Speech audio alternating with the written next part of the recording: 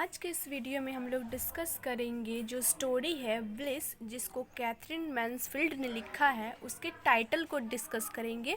Question है, examine significance of the title of the story Bliss by Katherine Mansfield. तो यहाँ पे जो है जस्टिफाई द टाइटल भी क्वेश्चन पूछ सकता है या फिर सिग्निफिकेंस ऑफ द टाइटल भी क्वेश्चन पूछा जा सकता है। तो आंसर सेम ही होगा। तो ये स्टोरी का नाम ब्लिस है, जिसको कैथरीन मैन्सफील्ड ने लिखा है। तो हम लोग इस वीडियो में जो है सिग्निफिकेंस ऑफ द टाइटल का आंसर देखेंगे। लॉन्ग जो है क्वेश्चन का आंसर ये 15 या फिर 20 मार्क्स का आंसर है। सो चलिए स्टार्ट करते हैं। तो जो स्टोरी है ब्लिस, वह एक मॉडर्निस्ट शॉर्ट स्टोरी है जिसको मैन्सफील्ड ने लिखा है। ये जो स्टोरी है इसको 1980 में पहली बार पब्लिश कराया गया था इंग्लिश रिव्यू में, बट बाद में जो है इसको फिर से रिवाइज्ड किया गया, ये जो स्टोरी है ब्लिस, और फिर से इसको रीप्रिंटेड कराया गया in the collection of bliss and others story इसमें। ये जो स्टोरी है जिसका टाइटल ब्लिस है, वो ब्लिस मतलब क्या होता है, तो स्टेट ऑफ जॉय होता है, एंड स्टेट ऑफ प्लीज़र मतलब खुशी होता है। और जो ये है जॉय, जो प्लेज़र है, वो नॉर्मली होता है जब हम लोग कोई भी जो है वो जो हम लोग एक्सेप्ट नहीं किए हो या फिर एक्सपेक्ट नहीं किए हो और एकदम अनएक्सपेक्टेडली जो चीज़ हो जाता है तो हमें बहुत ज़्यादा खुशी मिलती है, तो वही होता है जॉय या फिर प्लेज़र। तो ये जो टाइटल है ब्लिस, वो उसी स्टेट ऑफ जॉय और प्लेज़र को जो है इंडिकेट करता है।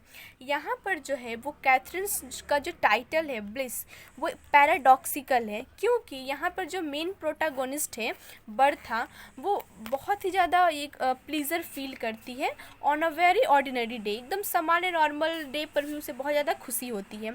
और जो उसका सिचुएशन है जिसमें जो उसका जो हस्बैंड है, और वो अपने हस्बैंड को जो है बहुत ज़्यादा पसंद करती है, लेकिन जो उसका हस्बैंड है वो उनके साथ जो है इमोशनली अटैच नहीं हुआ है। मतलब दोनों जो हस्बैंड वाइफ है, बर्था और उसका जो हस्बैंड है, दोनों में एक तरह का जो इस इमोशनल अटैचमेंट होता है वो दोनों के बीच नहीं है। बस एज अ फ्रेंड वो लोग एक दूसरे को लाइक करते हैं। इस स्टोरी में यही बताया गया है। जो बर्था है उसका एक बच्चा भी है जिसके साथ वो बहुत ही कम समय स्पेंड करती है। इसके अलावे वो जो है अपने जो उसका घर है उसमें रहने के लिए वो कंफर्टेबली रहती हैं, उसके बहुत सारे फ्रेंड्स हैं, बट कोई भी उसको जो है एक सेंस ऑफ ब्लिस मतलब जिसको खुशी वो नहीं दे पाता है, just as a sense of contentment. तो कोई अपने जो फ्रेंड्स के साथ टाइम स्पेंड करती है बट उसको उस तरह का जो है ब्लिसफुल हैप्पीनेस नहीं मिल पाता है। हाँ, ये अलग मैटर है कि वो जो है एक ब्यूटीफुल, खुद की ही ब्यूटीफुल जिसकी फ्रेंड रहती है जिसका नाम पर्ल रहता है, उसके साथ वो उससे प्यार हो जाता है। एक्चुअली यहाँ पर जो है फीमेल के साथ वो लव हो जाता है, वो दिखाया जाए, मतलब सेक्सुअलिटी को यहाँ पे दिखाया गया है। जो बर्था है वो उस वुमेन को लव करती है जिसे लगता है कि वो बहुत ही ब्यूटीफुल है और मिस्टीरियस है, वैसी वुमेन से उसे प्यार होता है।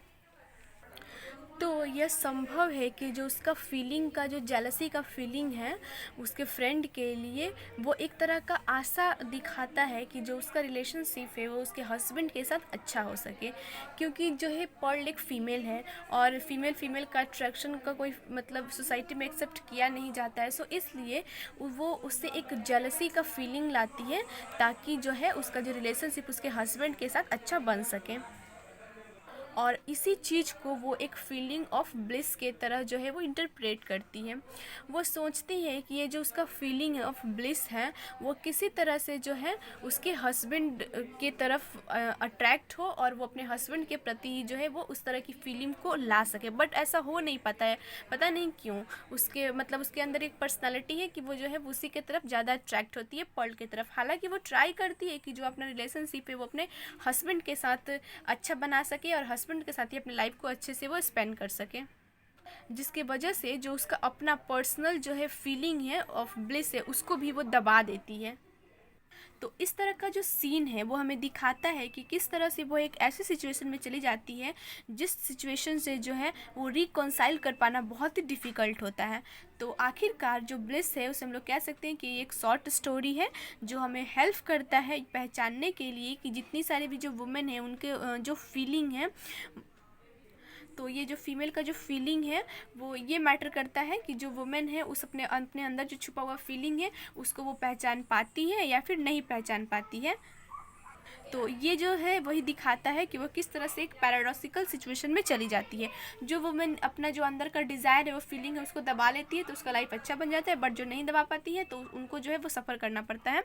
बट वो उनके लिए एक ब्लिस के तरह ही होता है, जिसे हम लोग इस ब्लिस स्टोरी में देख सकते हैं।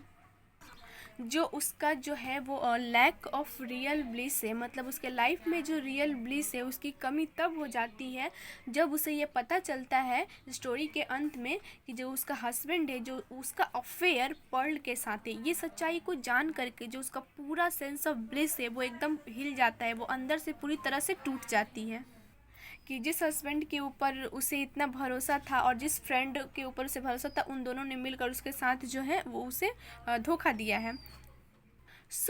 जो ये कॉन्फ्लिक्ट है टाइटल ऑफ द स्टोरी के बीच में और जो स्टोरी का आउटकम है उसके बीच में, ये दोनों जो है एक कॉन्ट्राडिक्शन है और यही इस स्टोरी का पैराडॉक्स है।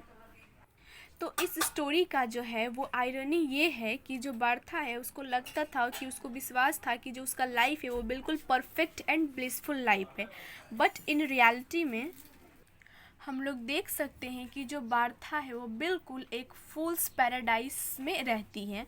मतलब पूरी तरह से वो बाहरी दुनिया से अनजान, कि उसकी लाइफ में क्या चल रहा है, उसके हस्बैंड की लाइफ में क्या चल रहा है, बिल्कुल वो अनजान रहती है। तो ये इस स्टोरी का आयरनी है कि भले ही वो एक परफेक्ट एंड ब्लिसफुल लाइफ को एंजॉय करती है, बट रियलिटी में वो एक फूल्स पैराडाइज में रहती है।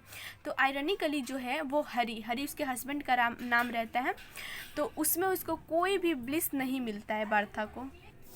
और जो उसका हस्बैंड है, और इस स्टोरी का आयरनी ये भी है कि जो हरी है, मतलब उसका जो हस्बैंड है हैरी, उसको भी जो है बर्था के साथ रह करके खुशी नहीं मिलती है, जबकि उसको दूसरी वुमेन के साथ रहने में जो है वो खुशी मिलती है।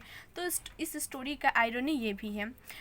The another significance of the title is historical context of bliss. तो दूसरा इसका जो स्टोरी का सिग्निफिकेंस, तो जो ऊपर हम लोगों ने पढ़ा उससे हम लोगों को समझ में आ गया होगा कि जो स्टोरी का जो टाइटल ब्लिस दिया हुआ है वो बिल्कुल परफेक्ट है एंड सूटेबल है, बिकॉज इस पूरी स्टोरी में हम लोगों का जो मेन थीम था, कॉन्सेंट्रेशन था, वो ब्लिस को लेकर ही है, मतलब प्लीज़र और जॉय को लेकर ही है कि किस तरह से जो बार्था का लाइफ है वो किस तरह से वो उसका लाइफ एक ब्लिसफुल लाइफ रहता है, बट वो एक जस्ट पैराडाइज, जो फुल पैराडाइज है उसमें वो रहती है, क्योंकि जो उसका हस्बैंड हैरी है उसका जो अफेयर है वो पर्ल के साथ रहता है जो उसकी फ्रेंड रहती है। तो इस तरह से इस जो पोएम है, सॉरी जो स्टोरी है, उसका टाइटल बिल्कुल परफेक्ट है। दूसरा जो इस स्टोरी का टाइटल है वो हिस्टोरिकल कॉन्टेक्स्ट के द्वारा भी सिग्निफिकेंस को दिखाता है। जो ब्लिस है वो क्या रिफ्लेक्ट करता है, तो वो social attitudes towards women in early 20th century in Britain. तो ब्रिटेन में जो वुमेन का जो कंडीशन था, जो सोशल एटीट्यूड्स था वुमेन के तरफ इन ब्रिटेन में, उसको भी इस स्टोरी के द्वारा दिखाया गया है।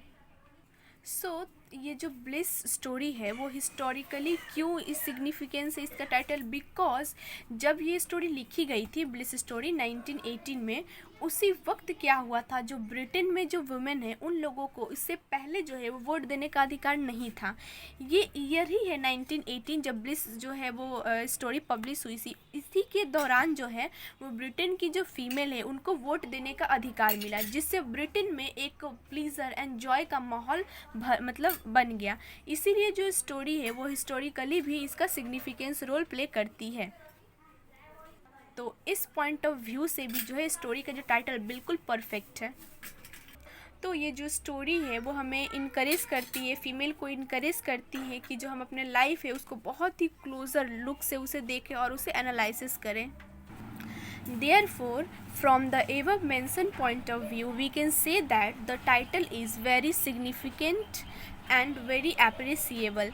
So I hope ये आंसर आप लोगों को समझ में आ गया होगा। So please चैनल को सब्सक्राइब कर दीजिए एंड लाइक बटन को प्रेस कर दिए, और मिलते हैं नेक्स्ट वीडियो में। अगर आप लोगों को कोई भी क्वेश्चन का आंसर में प्रॉब्लम हो रहा है तो प्लीज़ कमेंट कीजिए, मैं ट्राई करूँगी उसका आंसर ईजिली आप लोगों को अवेलेबल करा सकूँ। So thank you.